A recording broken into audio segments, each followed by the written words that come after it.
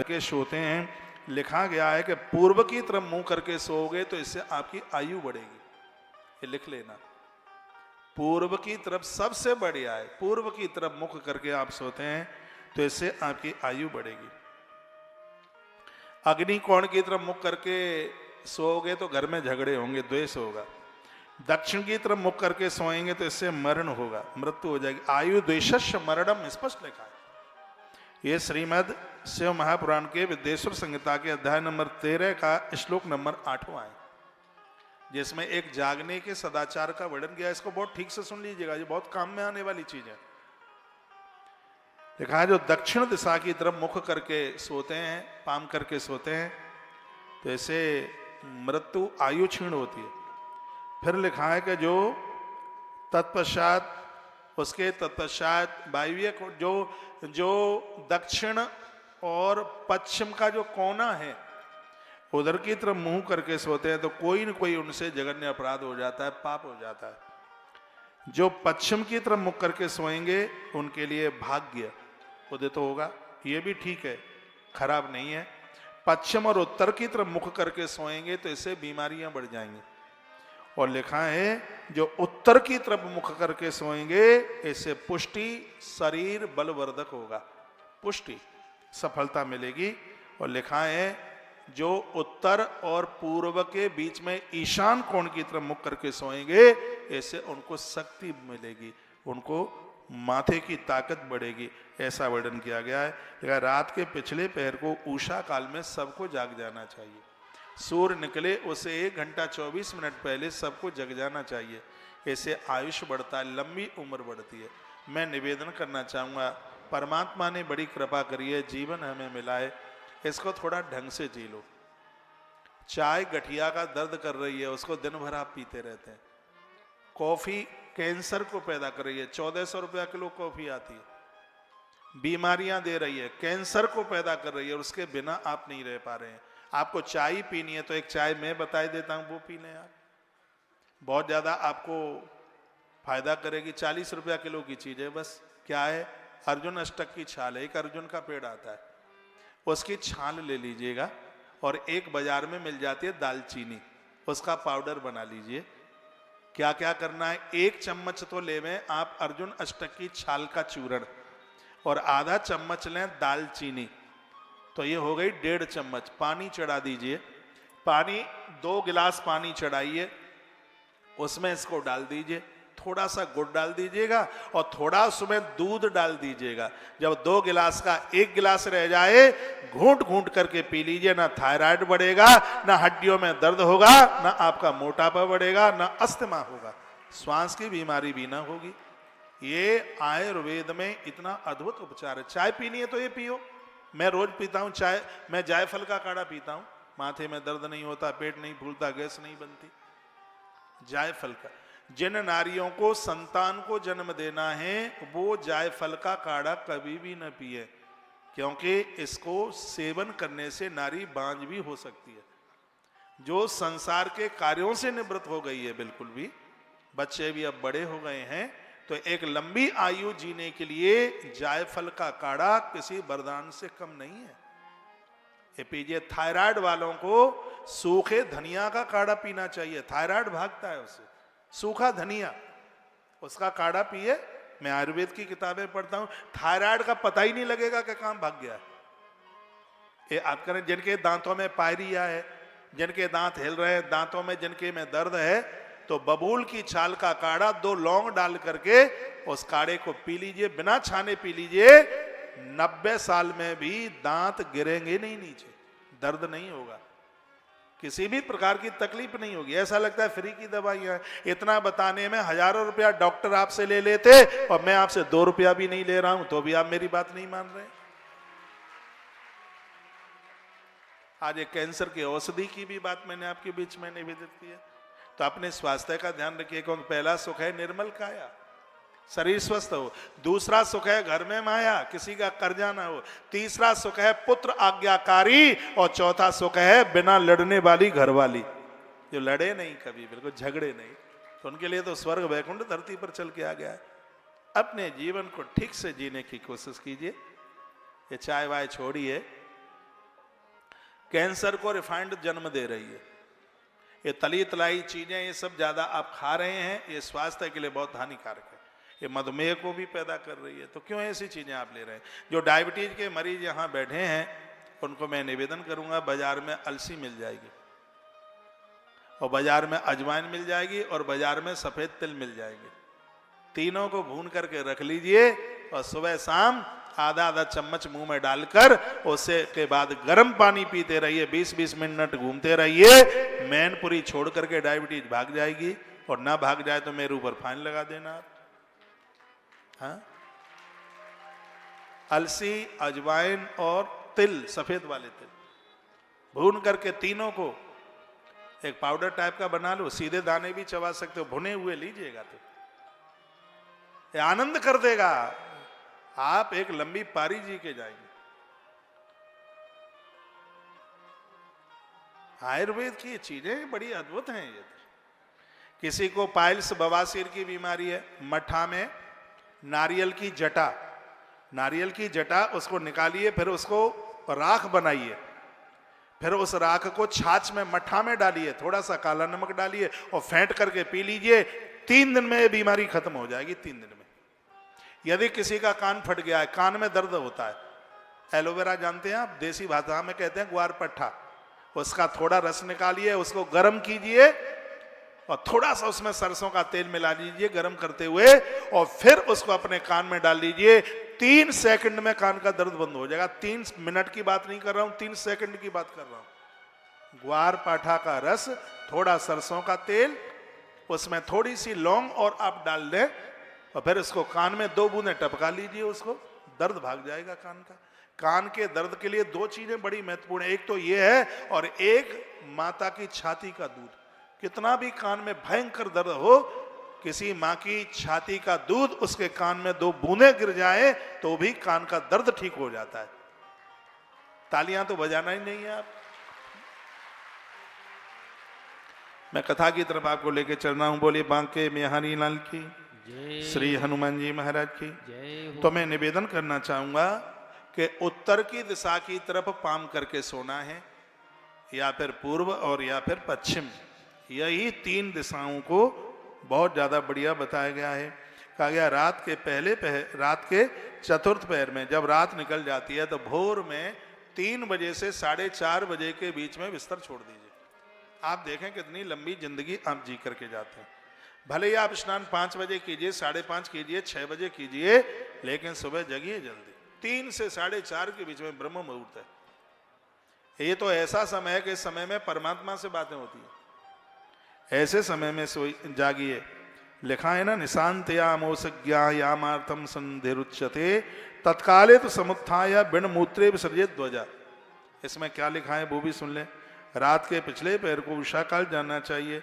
उस अंतिम पैर में जो जागते हैं, उस समय में जो जागते हैं उनको जाग करके बाथरूम के लिए जाना चाहिए। बाथरूम जाने के बाद योगा कीजिए, नहीं किडनी के ऊपर असर हो जाएगा। जागते समय पहले बाथरूम जाइए, कुल्ला कीजिए। आप बासे मुंह जब करते हैं तो बाथरूम जाने के बाद कीजिएगा। सुबह जो भोर में बाथरूम विसर्जन के लिए जाते हैं उनकी किडनी बड़ी मजबूत रहती है उसकी। तो ये बड़ी अच्छी बातें कही गई हैं। बाथरूम यानी मूत्र विसर्जन करने के तत्पश्चात थोड़ी देर बैठें। फिर लिखा है घर से दूर जाकर के, बाहर जाकर लिखा हुआ है कि उत्तर की तरफ मुख करके मलमूत्र का विसर्जन किया जाए। ऐसा वर्णन। जल, अग्नि, ब्राह्मण का घर, देवालय, जुते हुए खेत और रास्ता, ऐसी जगह पर मलमूत्र का विसर्जन करना जघन्य अपराध है, ये वर्णन किया गया। अब तो खैर सबके घर में टॉयलेट, बाथरूम बने हुए हैं, तब की बातें लिखी हुई हैं जब ये सब चीज़ों की व्यवस्था नहीं थी। अब वर्णन किया गया है कि साबुन से आपके हाथ साफ हो सकते हैं, शुद्ध नहीं हो सकते। जिस दिन आप कोई व्रत करते हैं, उपवास करते हैं, उस दिन हाथों पर मिट्टी जरूर लगाइए, क्योंकि माटी के लगाए बिना हाथों में शुद्धि नहीं आ सकती। कुल्ला करें, पाम धोएं, सब बातें वर्णन की गई हैं। जिस किसी और आगे की भी बड़ी अद्भुत बातें कही गई। कहा गया ये जरूरी नहीं है कि पूजा में नया वस्त्र हो, लेकिन ये बहुत ज़्यादा जरूरी है कि पूजा में धुला हुआ वस्त्र ही पहन के बैठिए। क्योंकि रात्रि का पहना हुआ वस्त्र है, उसके लिए कहा गया वो तो कफन से भी ज्यादा अपवित्र है, कफन से भी ज्यादा। रात्रि को पहना हुआ वस्त्र कभी भी उसको पूजा इत्यादि में उसको स्वीकार नहीं किया गया, उसको पहना नहीं गया। ऐसी बड़ी अद्भुत बातें सदाचार से जुड़ी हुई इन बातों का वर्णन किया गया। एक बार जयकारा लगाइए, बोल भक्त वत्सल भगवान की जय हो। साल में एक आध बार वहां जहां जाइए उन तीर्थों में जो तीर्थ नदियों के किनारे बसे हैं, क्योंकि नदियों के किनारे वास करने से श्वास की बीमारी नहीं होती, उनका आयुष बढ़ता है। अब उन नदियों का वर्णन किया गया है, कहाँ कहाँ जाना है, लिखा है चतुर्विंशा मुखा पुण्या नर्मदा च महानदी। नर्मदा नदी है जिसके 24 मुख हैं, साल में एक आध बार जाइए, जहाँ नर्मदेश्वर भगवान प्रकट होते हैं, ऐसी माता नर्मदा है।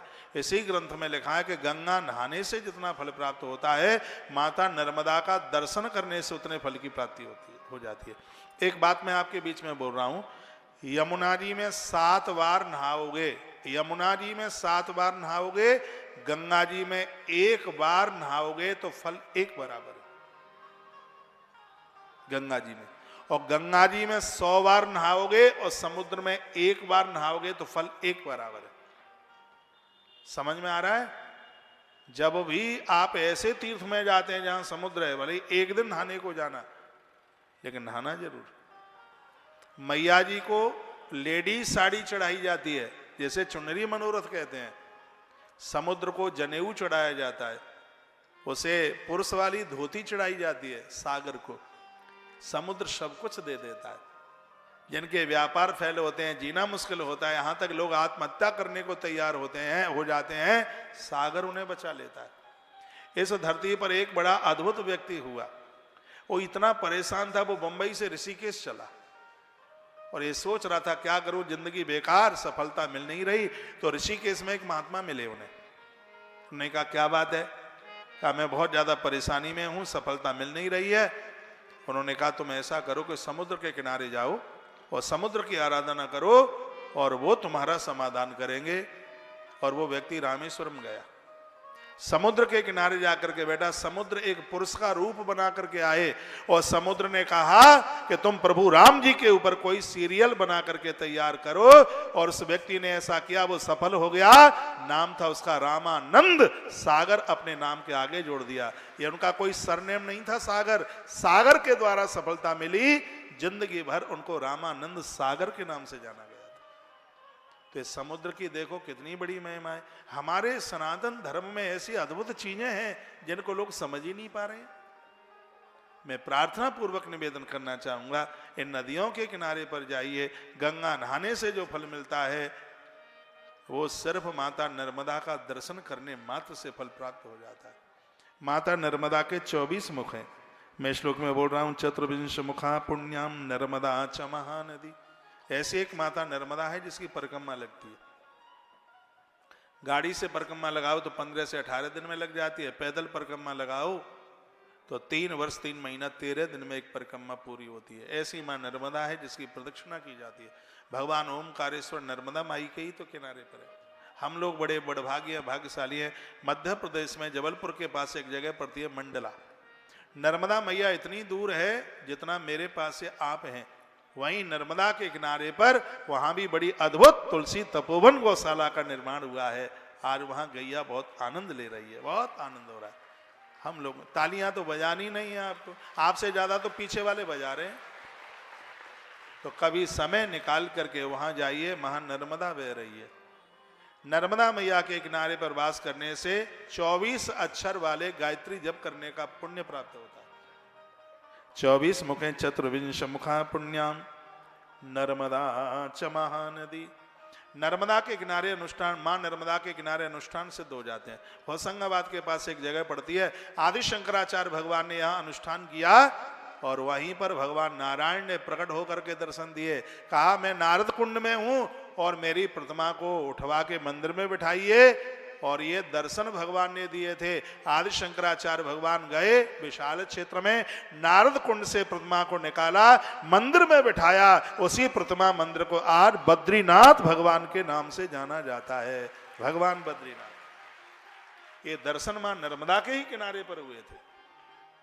नर्मदा मैया के किनारे हर अनुष्ठान सिद्ध हो जाता है, विष्णु सहस्त्र नाम तो हाल ही सिद्ध हो जाता है। तो यहाँ नदियों की बात कही जा रही है। नदियों को दूसरे मैला कुचैला मत कीजिए, नाभि के नीचे का कपड़ा नदियों में मत धोइए। लिखा है तस् स्नान वासेन पदम वैष्णव अपनियात। नर्मदा माँ में स्नान करने से लोगों को विष्णु लोक की प्राप्ति होती है। तमसा द्वादश मुखा रेवादश मुख का तमसा नदी 12 मुख वाली है। गोदावरी महापुण्याम ब्रह्म गोवदनासिनी। अनजान में यदि कहीं गौ माता की मौत हो गई, रास्ते में गाड़ी से टकरा करके गैया मैया समाप्त हो गई, तो लिखा है कि 21 मुख वाली जो नदी है जिसका नाम है माता गोदावरी, जो नासिक में बह रही है। साल में एक आध बार जाइए, माता गोदावरी के किनारे पर एक आध रात रुक करके आइए। ये मैया गौ हत्या जैसे महापातकों को दूर कर देती है, इतनी बड़ी महिमा है। फिर लिखा है कृष्णा बेणी पुण्य नदी सर्व पाप क्षयावह साष्टादश मुखा प्रोक्ता विष्णु लोक प्रदायिनी। उसके बाद एक कृष्णा बेणी नाम कृष्णा नदी, ये उधर महाराष्ट्र में बहती है। कहते हैं कि बहुत बड़ी पवित्र है और संपूर्ण पापों का नाश करने वाली है। 18 मुख वाली ये नदी है, इसको 18 मुख है, जिसकी बहुत बड़ी महिमा है। तुंगभद्रा दशमुखा, भागवत जी में एक कथा आती है ना आत्मदेव की। तुंगभद्रा नदी के किनारे पर ही रहते थे और इस नदी के 10 मुख हैं, ये ब्रह्मलोक दे देती है। सुवर्ण मुखरी पुण्या प्रोक्ता नव मुखा तथा। कभी आप तिरुपति बालाजी की तरफ जाएं तो वहाँ 9 मुख वाली सुवर्ण मुखरी नाम की नदी है, उसकी बहुत बड़ी महिमा है। तिरुपति बालाजी जाएं तब इस नदी का दर्शन वहाँ होता है। तत्पश्चात फिर क्या कहा, फिर कहा गया 100 मुख वाली नदी है जिसका नाम है माँ भगवती गंगा, जो कि सर्व प्रकार से जीव का कल्याण करती है। गंगायाम माघमा सेतु तथा कुंभ गते रवु। देखो लोग क्या कहते हैं कि ये कुंभ अपने मन से बना लिया गया है, कुंभ की चर्चा किसी भी ग्रंथ में नहीं है, ये लोग कहते हैं। शिव महापुराण के विद्येश्वर संहिता के अध्याय नंबर 12 के श्लोक नंबर 29 में प्रयाग के कुंभ की चर्चा की गई है। जो अभी कुंभ चल रहा है 26 तारीख तक है, 45 दिन का कुंभ का महापर्व। देखा है गंगायाम आगमा सेतु तथा कुंभ गतेरव श्राद्धम बा पिंड दानम बा तिलोदक मता पिबाह। कहा गया है कि माघ मास के समय पर श्री प्रयाग में कुंभ का समय, गंगा नहाने के लिए जो लोग जाते हैं कहते हैं कि वो पिंडदान नहीं करें तो भी पूर्वजों के लिए पिंडदान करने का फल प्राप्त हो जाता है। सिर्फ त्रिवेणी पर गंगा जी पहुंचने पर इतनी बड़ी महिमा है। यहाँ त्रिवेणी का तो खैर नाम भी नहीं है, सिर्फ गंगा माघ मास से गंगा नदी का नाम लिया है। पूर्वजों का पिंडदान करने का फल प्राप्त हो जाता है। इतना बड़ा महात्म, इतनी बड़ी महिमा इन नदियों की गई है। पुण्य क्षेत्रे कृतम पुण्यम बहुधा हृदमिक्षति पुण्य क्षेत्रे कृतम पापम महदन्नप्य जायते। पुण्य क्षेत्रों में किया गया पुण्य अक्षय हो जाता है, कम नहीं होता, और पुण्य क्षेत्रों में किया गया पाप वज्र की तरह हो जाता है, काटने से कटता नहीं है। दुनिया में पाप हो तो तीर्थ में कट जाएगा, लेकिन तीर्थ में किया गया पाप कहीं कटता नहीं है। इसलिए ध्यान रखा जाए, तीर्थ में पहुंच करके किसी भी प्रकार का अपराध नहीं होना चाहिए। भक्तों बात समझ में आ रही है? आगे चलूं फिर? एक बार जयकारा लगाइए, हर हर महादेव, घर घर महादेव। ऐसे भगवान शंकर जो सबके कल्याण में लगे हुए हैं, जो शिव के भक्त हैं, नारायण के भक्त हैं, उन्हें जाना चाहिए। तीर्थे क्षेत्रे सदा कार्यम। 4 काम करो तीर्थ में जाके। कौन कौन से हैं 4 काम जो तीर्थ में करें? लिखा है स्नान दान जपादिकम। तीर्थ में जाके स्नान करो। वहां कोई नदियां बह रही है तो वहां करो, बुखार भी आ जाए तो भी तीर्थ में नहाओ, हल्का नहाओ पर नहाओ। और तीर्थ में जाकर के दान करो, तीर्थ में जाकर के जप करो, व्यवस्था बन जाए तो तीर्थ में जाकर के यज्ञ करो। ये परम कल्याण के साधन श्री शिव महापुराण में ये बताए गए हैं। बहुत आनंद हो गया। पुण्य क्षेत्रे स्थिता बापी कूपाद्यम पुष्कराणि च शिव गंगेत विज्ञेयम शिवस्य वचनम यथा। कहा गया है कि तीर्थों में आप जाते हैं, साधारण कुएं का पानी भी, नल टोंटी का पानी भी साक्षात गंगा के स्वरूप में होता है। इसलिए बिना नहाए मत रहिए वहां। सूर्य भगवान को अर्घ्य दीजिए, देवताओं को वंदन पूजन कीजिए, भगवान को प्रणाम कीजिए। तीर्थ में जाके 2 काम जरूर कीजिए, एक है कथा सुनिए, दूसरा है सेवा कीजिए। इन 2 काम के बिना मत रहिए। आप तीर्थ में जाते हैं, यदि कहीं कथा होती है तो कथा जरूर सुनिए, और कहीं सेवा का मौका मिल जाए तो वहां सेवा जरूर कीजिए। शिव पुराण में लिखा है पुण्य 2 चीजों से कमाया जाता है, एक देह से, एक धन से। धन है तो तीर्थ में धन खर्च कीजिए, शरीर काम कर रहा है तो शरीर से सेवा कीजिए। वो बड़े भाग्यशाली हैं जिनकी देह और धन दोनों भगवान के काम में लग गए हैं, वो तो बड़े भाग्यशाली। तालियां कमजोर बजी हैं, एक श्लोक बोले देता हूं। धर्मम भजस्व सततम त्यजलोक धर्मान् सेवस्व साधु पुरुषान् जहि काम तृष्णाम् अन्यस्य दोष गुण चिंतन मास मुक्त्वा सेवा कथा रसमहो नितराम पिबत्तम। तीर्थ में जाने वाले के लिए सेवा कथा रसमहो, एक वो सेवा करे और एक भगवान की कथा सुने। जो तीर्थ में वास करने की योजना बना रहे हैं तो तीर्थ में तो ही रहना जब ये 2 काम कर सको। तीर्थ में मकान खरीदने के लिए जा रहे हो तो 1 कमरे वाला ही खरीदना, 4 कमरे वाला नहीं, क्योंकि ज्यादा बड़ा मकान बनाओगे तो पियर वालों को बुलाओगे, ससुराल वालों को बुलाओगे, मौसी को बुलाओगे, मौसा को बुलाओगे, बुआ फूफा को बुलाओगे, भतीजी को बुलाओगे, बिना बुलाए मानोगे ही नहीं। आए थे हर भजन को औटन लगे कपास, सगरी दुनियादारी छोड़ के आए और फिर उसी में लग गए।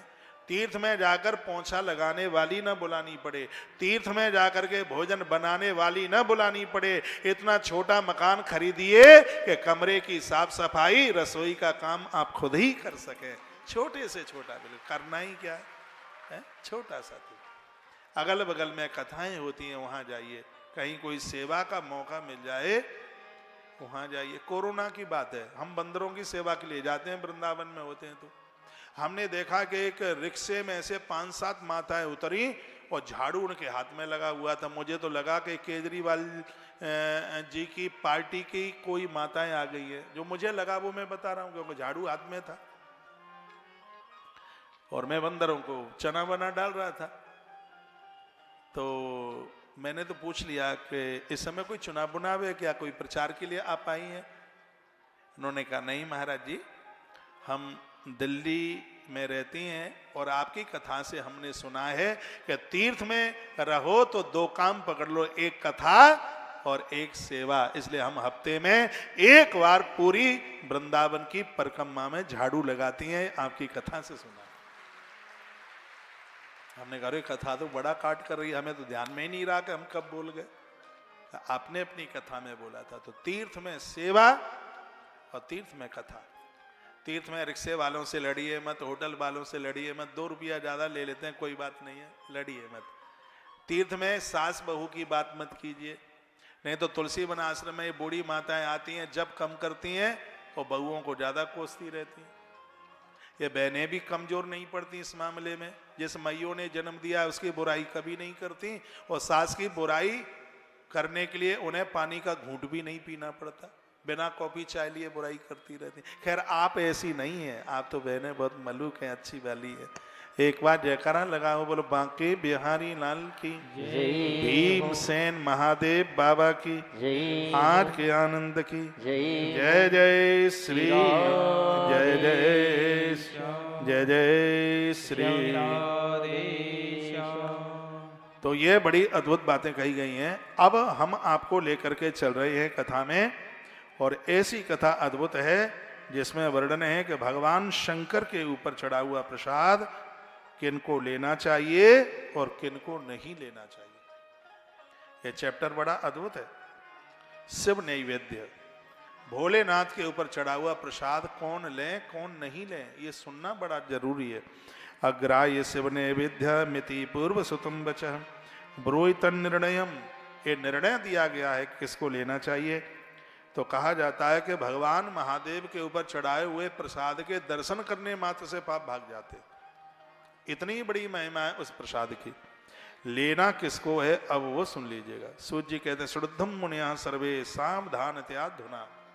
इस प्रसंग को सावधानी से सुनिए, क्योंकि सर्वम बदामि संप्रीत्या धन्या यूयम शिवव्रता। वो लोग बड़े धन्य हैं जो भगवान के प्रसाद में श्रद्धा रखते हैं। गीता में एक बड़ा अद्भुत श्लोक है, प्रसादम सर्व दुखानाम। भगवान के ऊपर चढ़ा हुआ प्रसाद संपूर्ण व्याधियों को समाप्त कर देता है, संपूर्ण दुखों को समाप्त कर देता है। दिन भर आपके घर में भोग नहीं लग सकता तो दोपहर की रसोई का भोग भगवान को जरूर लगाइए। आप लहसुन प्याज भी खाते हैं तो रात को खाइए। दोपहर की रसोई शुद्ध हो, पवित्र हो, धो करके कढ़ाई बढ़ाइयाँ सब साफ सुथरी होनी चाहिए। यदि आप लहसुन प्याज का तड़का भी लगाते हो तो भगवान के लिए पहले निकाल लो, बाद में जो करो सो करते रहो। ठाकुर जी को तो भोग लगाइए। दुर्भाग्य की बात है कि जिस परमात्मा ने आपकी रसोई में राशन दिया उसी परमात्मा के लिए आपकी रसोई में राशन नहीं है। जिस भगवान ने दिया सब कुछ तो उसने दिया। आप में भी ऐसे बहुत लोग होंगे जिनके घरों में भगवान को भोग नहीं लगता। राम जी ने कहा था हम कहाँ रहें, राम जी ने महर्षि वाल्मीकि जी को कहा कि हम कहाँ रहें, तो गुरु जी ने क्या बताया मालूम है आपको?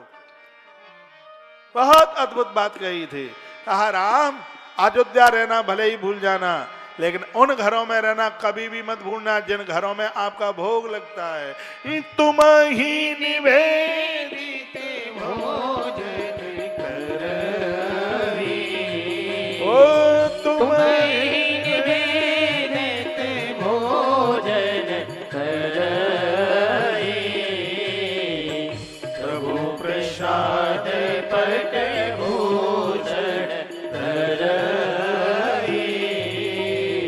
प्रभु प्रसाद पट भूषण धरही। रामायण की बड़ी अद्भुत चौपाई है। कहा जो तुम्हारा भोग लगा करके भोजन करते हैं उनके घर में आपका वास जरूर होना चाहिए। भगवान का प्रसाद लेने के लिए कुछ सावधानी रखनी है। क्या लिखा है? जूठे मुंह से कभी भी भगवान का प्रसाद नहीं लिया जाता। कभी कभी ऐसा होता है, बहुत ध्यान से सुनिए, आप सुन नहीं रहे हैं। मंदिर में आपको प्रसाद मिला या कथा में आपको प्रसाद मिला और प्रसाद लेके आप घर गए और आप अपने पति को या बच्चों को उस समय प्रसाद देते हैं जिस समय वो भोजन कर रहे होते हैं। नहीं, पहले भोजन कीजिए, फिर कुल्ला कीजिए, उसके बाद में प्रसाद को लीजिए। वर्णन है कि मुंह में किसी भी प्रकार का पदार्थ है, गुटखा है, तम्बाकू है, पान मसाला है, प्रसाद लेना है तो उसको थूकिए, कुल्ला कीजिए, उसके बाद में ये प्रसाद लीजिए, तब ये प्रसाद अपना प्रभाव दिखाएगा। ऐसा नहीं कि मुंह में कुछ गुटक रहे हो और ऊपर से पंजीरी भी डाल रहे हो तो प्रसाद विसाद कुछ भी नहीं माना जाएगा। तो प्रसाद को लेने के लिए मुख पवित्र होना चाहिए, पावन होना चाहिए। लिखा है 1000 यज्ञ करने से जितना फल प्राप्त होता है भगवान के ऊपर थोड़ा सा चढ़ा हुआ प्रसाद लेने से उतने फल की प्राप्ति हो जाती है। अपने घर में सुबह मिश्री का भोग लगा लीजिए, दूध का भोग लगा लीजिए। दोपहर में जो सामग्रियां बनी है आपके घर में, थाल तुलसी का पत्ता डालकर ठाकुर जी के सामने रखिए। यदि हो सके तो एक उपला, उपला जानते हैं, कंडा, गौ माता के गोबर का कंडा जला के उसमें थोड़ा सा घी डालकर 5 आहुतियां डालिए। मेरे निवेदन पर 1 साल करके ही देख लीजिए, घर की आकृति बदल जाएगी। ये थाली दिखाना वाला भोग तो 25-30 साल से शुरू हुआ है। 25-30 साल पहले अग्यारी होती थी, कंडा जलाया जाता था, 5 कौर तोड़ के उसके ऊपर डाले जाते थे। मेरी बूढ़ी माताएं बैठी हैं, उनको ये पता होगा। लौ ऊपर निकलती थी, दादी कहती थी कि अग्यारी भगवान ने स्वीकार की है, भगवान बड़े प्रसन्न हैं। लेकिन आलसियों की फौज जब से इकट्ठी हुई तब से भगवान को थाल दिखा दिया जाता है, बस तू खा ले। हो सके तो अपने घर में एक पात्र रखिए, वो पात्र तांबे का हो, पीतल का हो, मिट्टी का सकोरा हो, उसमें कंडा उपला जलाइए, उसके ऊपर घी डालिए।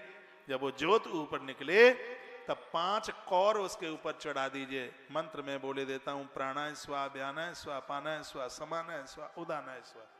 ये चढ़ाकर 5 कौर डालकर, इससे पुरखे भी तृप्त हो जाएंगे, देवता भी तृप्त हो जाएंगे। थोड़ा सा जल छोड़ दीजिए, कितनी देर लगती है? कुछ भी देर नहीं लगती। आपके पुरखे तृप्त हो गए तो अकाल मौतें नहीं होंगी और देवता प्रसन्न हो गए हैं तो इस मृत्यु लोक में भोग और मरने के बाद मोक्ष जरूर मिलेगा। भैया ये भगवान को भोग लगाने की महिमा है। प्रसाद लीजिए घर में। हम जैसे लोग तो पानी को भी भगवान को समृद्ध करके पीते हैं। शुद्धता पवित्रता रखिए। भगवान का भोग लगाते समय थोड़ी आंख बंद कर लीजिए, घंटी बजाइए, भगवान को समर्पित कीजिए। क्या लिखा है? यद ग्रहम से बने विद्या प्रचारोपी प्रजायते तदग्रहम पावनम सर्व मन्य पावन कारणम। जिस घर में भगवान का नित्य भोग लगता है उस घर में कभी अग्नि का प्रकोप नहीं होता, आग नहीं लगती, सांप बिच्छू नहीं वहां उस घर में रहते, विद्युत प्रभाव कोई नहीं, लकवा जैसी बीमारियां ये सब अपना प्रभाव नहीं दिखाती। ऐसे घर में, जिन घरों में नित्य भगवान का भोग लगता है। षोडशोपचार में 16 उपचार जो पूजा के बताए गए हैं तो ये भोग भगवान को लगाना उसी में ही तो आता है। तो अपने घरों में भगवान का भोग लगाइए। भक्षणीयम प्रयत्नेन शिव स्मरण पूर्वकम। जब भी प्रसाद मुख में डालें तो भगवान का स्मरण करके डालें, ठाकुर जी का स्मरण करके डालें, ऐसा वर्णन किया गया है। अब बताया गया कि महादेव के ऊपर चढ़ा हुआ प्रसाद किनको लेना चाहिए और किनको नहीं लेना चाहिए, ये बात आ रही है। तो कहा गया है कि जो शंकर के पुजारी हैं, शिव जी के जो पुजारी हैं, ओम नमः शिवाय मंत्र का जप करते हैं, महादेव को जिन्होंने इष्ट रूप में स्वीकार किया है, महादेव की किसी भी पिंडी के ऊपर चढ़ा हुआ प्रसाद ऊपर नीचे अगल बगल में कहीं भी चढ़ाए, उस प्रसाद को लेने का अधिकार उस शिव साधक को है, ऐसा से पुराण में लिखा। अब मान लिया जाए कि जिनके इष्ट महादेव नहीं है लेकिन वो महादेव को बहुत मानते हैं, तो उन्हें क्या करना चाहिए? कहा गया वो प्रसाद ले भगवान कृष्ण से स्पर्श करा के या सालराम भगवान से स्पर्श करा के फिर उस प्रसाद को वो ग्रहण कर ले। शंकर जी के ऊपर चढ़ा हुआ प्रसाद क्यों नहीं लिया जाता? यहाँ लिखा है कि इस पिंडी के ऊपर चंडा देवी का अधिकार है और भगवान महादेव ने ये अधिकार उसे दे दिया है, जो मेरी पिंडी के ऊपर चढ़ा है वो अधिकार तेरा होगा। इसलिए जब भी प्रसाद चढ़ा है तो भगवान की पिंडी के सन्मुख रख दे, उनके ऊपर जो शिवलिंग ऊपर होता है उसके ऊपर न रखें, उसके सामने रख दें उसको। नहीं तो बहुत लोग ऊपर चढ़ा देते हैं, चावल चढ़ाइए ऊपर, बेलपत्र चढ़ाइए, फूल चढ़ाइए, लेकिन ऊपर प्रसाद ऊपर नहीं, क्योंकि यहां वर्णन है यदि ऊपर प्रसाद चढ़ाया तुम तो हो गया पुजारी भी लेने का अधिकारी नहीं।